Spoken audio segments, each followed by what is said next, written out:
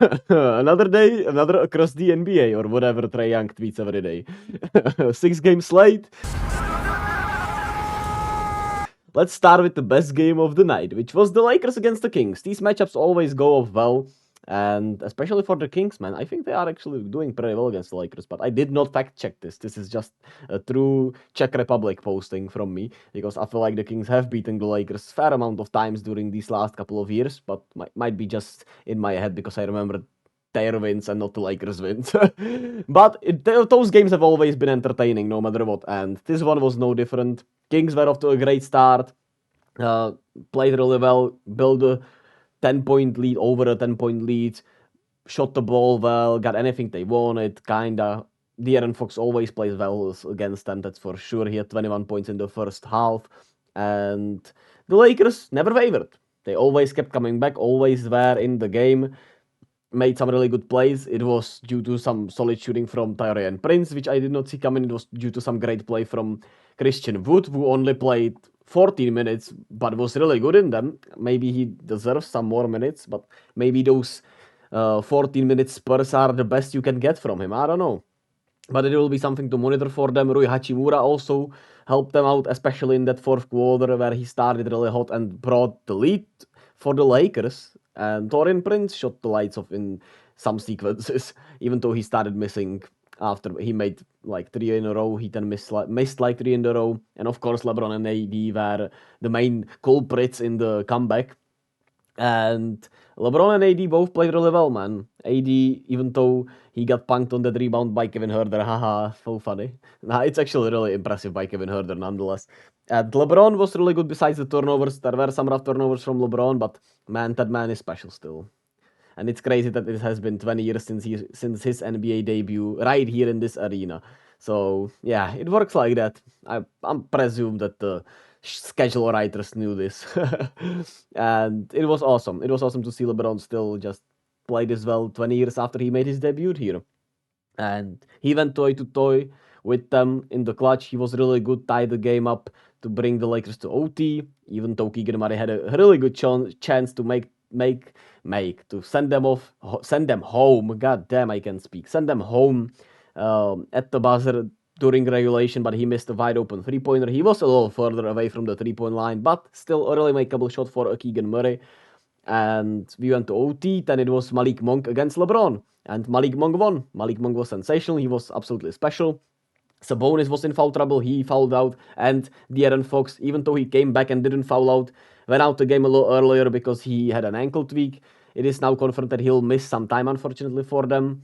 Not a serious injury, but he will miss some time. Still, it was a really fun game. Malik Monk was sensational. Kevin Huerter with the dagger, even though he struggled most of the night. A really gritty win for the Kings. They are now 2-1, Lakers 1-2. And the Lakers guard play has simply not been good enough. Austin Reeves has had a really bad start to the season. He has not looked right offensively. His shot has not been falling. And D'Angelo Russell is D'Angelo Russell. He has been pretty solid actually, but Gabe Vincent has been really disappointing for them. He had some really bad plays, especially that foul at the end of the fourth quarter where he fouled Fox in a tie game as he was bringing the ball up, still on the Kings half. So that is that.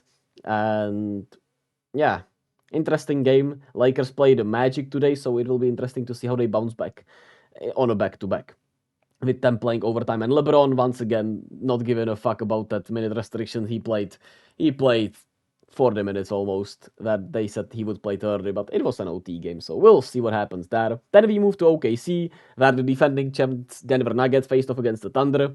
But it's a really fun matchup, or I expected a really fun matchup, and it started off that way. Jokic and Chet went at it, and it was really fun. Chet actually, answered back at Jokic. We know Chet can't guard Jokic, no one can, but hey man, Jokic can't guard Chet, and it was really fun to see them go at it. But the strength and length and the physicality of the Nuggets, who are just a bigger team and obviously way more experienced, it was just too much for the Thunder as they could not keep up. Shea also had probably one of his worst games ever. I don't know, man, when Shea Gilgeous-Alexander had this bad of a game. He was 2 of 16 from the field, and that, of course, does not help keeping you stay with these Nuggets, and they blew them out. Shout out Case and Wallace, I like him from the Thunder. Jalen Williams had an okay night. And I really like what I saw from Chet for the Nuggets, business as usual. Really fun games from Peyton Watson and Christian Brown off the bench. The Nuggets just know how to find their gems in the draft, man. It's scary hours.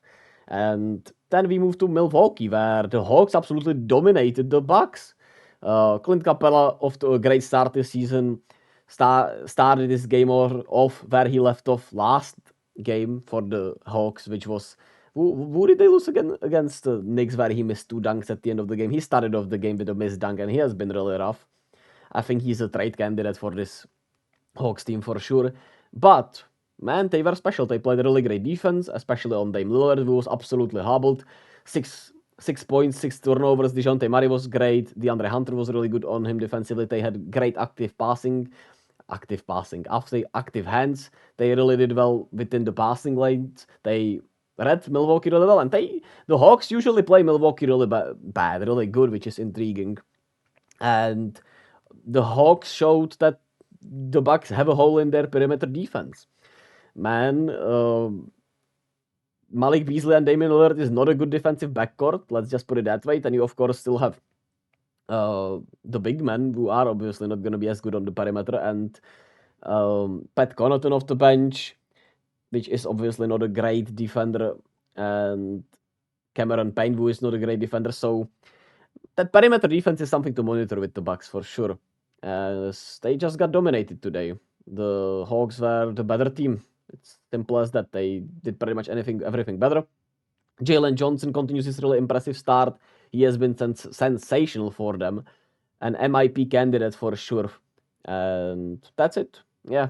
Damon Shea had one of their worst games of their career maybe in the same day, which is really interesting. The Blazers are a little rough. Scoot has been bad, which I did not see coming, and they do not have good guard play and playmakers for Ayton, who has looked really bad. So it's a mess right now in Portland. We'll see what happens with Scoot. Hopefully he picks it up, but his first 3 games have been more than disappointing. And I'm not sure I love that they have Chauncey Billups as their coach, man. On the Sixers side, of course, Tyrese Maxey is that guy. Joel Embiid had a casual 35 points, 15 rebounds, 7 assists, 6 blocks, 2 steals game in 29 minutes. So, yeah, he was supposed to miss this game due to rest also, which was quite the topic on Twitter, as this was the Sixers home opener, but he played. So, and dominated. So that is that. And lastly, Wemby got shut down. The Spurs got shut down. It was not a fun game, really. I mean, it was fun to watch PG do his thing. Russ was really good. Zubac was really good. Kawhi was really good. Right, the Clippers played really well, but the game was not competitive. And the Spurs just looked kind of lifeless and didn't have anything positive going. But Paul George, man, is so fun to watch. 5 steals in the first quarter. Truly one of the smoothest player of this generation, man. Hopefully he stays healthy this season. And I really like his approach, love his podcast. He's probably the best podcaster out of these NBA players. At least to me. Of course, that is subjective, but he's been awesome. I love Paul George, man. And shout out Norman Powell, Kenyon Martin Jr., Bones Highland off the bench, Miles Plumlee also. And I did cover the Warriors. If you want to watch my thoughts on the Warriors-Rockets game from the Warriors perspective, it's already up. And other than that, I want to say for Houston, their perimeter shooting has been an issue. They have not been obviously consistent from that range. Jalen Green especially has to be more consistent from there. Jabari had a good game today. Even Jalen had a solid game, but not consistent. Perimeter shooting is not great, of course. Hard to stop Steph Curry. And I'm not sure. I would like to see more Amen, but like I said, they have bad perimeter shooting, and he's not a perimeter shooter. Dylan Brooks has been really good for them. I don't want to overshadow that he got crossed over and sent to Mars by Steph. That he has been actually their best player maybe throughout these first 3 games, man. He has played really well and played well within the offense. I feel like this has been the best game I saw Dylan Brooks play against the Warriors since I've been watching. Besides that playing game, of course, but like as in terms of playing within the team, within the offense, not forcing things, this was the best Dylan Brooks game I've seen against us, maybe, honestly. Anyway, takeaways from y'all, let me know if you want. If you don't, that's also fine. Love. Be kind to yourself and to others. Peace.